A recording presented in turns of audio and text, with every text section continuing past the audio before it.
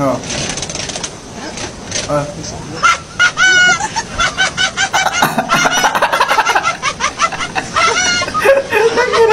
19th century pala yun.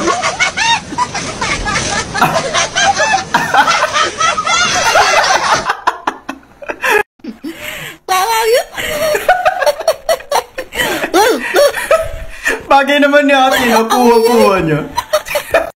Tapos po, kasi pinagsabay ko po yung studies ko and yung pag-aaral ko. At wag po kakalimutan na mag-pray po bago magdasal. Sino yun? Anong barangay nila Tita Maylin? Kala ko pa naman kung ano na din yung sasabihin eh.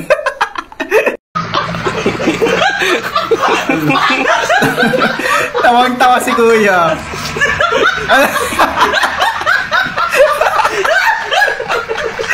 Ano pala? Nag-electric fan sila sa cellphone. Lakas tama ka, ano pa?